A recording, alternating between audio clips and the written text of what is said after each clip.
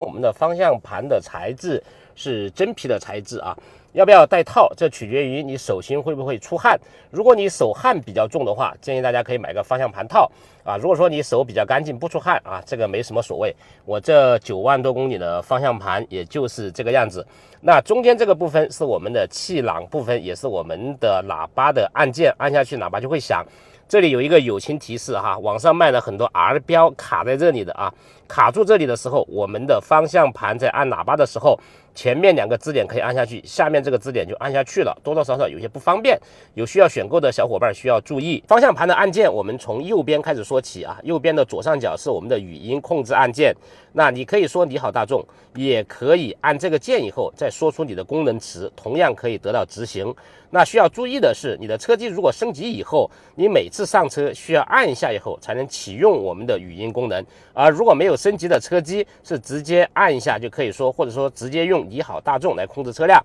正中间的十字按键啊，上下左右是我们的翻页键和上下选择键啊，主要是用于我们仪表上的一个选择。我们仪表上方是会有一个菜单栏的啊，大家可以用左右键啊，我们来翻页。那然后用上下键来选定啊，比如说我们的本车状态是没有的啊，行驶数据我们按上下键的时候啊，就可以选择这些。那中间的 OK 键是选定，这个大家应该都知道。重点来了啊，这个 VIEW， 那很多人说，哎，我的仪表怎么会变成这样子？怎么会变成这样子啊？或者说我怎么把炮筒给玩丢了，是吧？那这个 VIEW 是3种模式的切换选择。那这个键大家就很好理解了哈，上一曲下一曲。左边的按键就稍微复杂一些，右上角这个标志是我们的巡航开关，我们按一下，大家注意看，我们的仪表盘底下的总里程部分就会变成一个巡航的标志。那这个时候我们没有开始巡航，所以说公里数前面是有一个破折号，中间的上下左右是用于我们巡航的设定。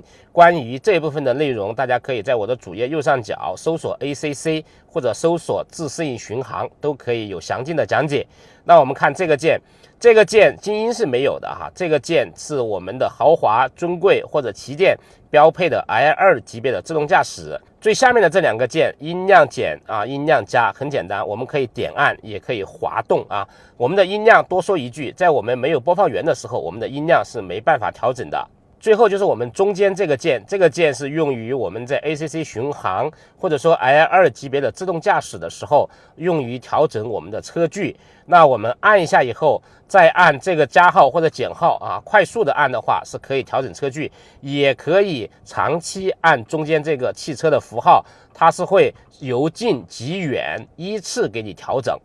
另外就是关于方向盘异响，假如你是新车，那坐在车上，车子启动的时候，我们在车内左右移动方向盘会有一些摩擦的声音，这是因为我们方向盘所有的按键及功能和下面的转向柱连接的部分是一个游丝啊，简单的讲是2个触点搭到下面的一个圆形环上。那你新车的时候还没有磨合好的时候，是会产生一定的声音，这属于一种正常现象。那我的车子行驶了9万多公里，现在自然是没有声音了。新车的方向盘还有一种声音，我们在往右回方向的时候，我们的转向手柄会弹回来，大家同时也可以听到一个声音，咔的一声，这是因为里面我们的转向手柄会导致一个卡扣，我们的方向盘路过卡扣的时候也会产生声音，我们往回打方向的时候，把那个卡扣给松开也会产生声音。我再给大家测试一下啊，就比如说我们往左打方向，那这个时候我们方向同时在往左转，大家注意听这个咔的一声，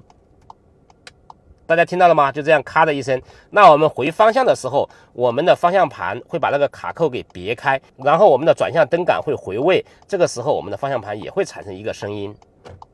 啊，大家听到了吗？另外，关于原地打方向盘，我们的轮胎和地面摩擦的声音，各个连杆的声音啊，都属于一种正常现象啊，只要跑起来没声音就对了。车子在没有动起来的时候，你转动方向盘，其实轮子的压力是非常大的，不建议大家原地打方向盘。关于方向盘，今天就给大家介绍这么多，我是明司机。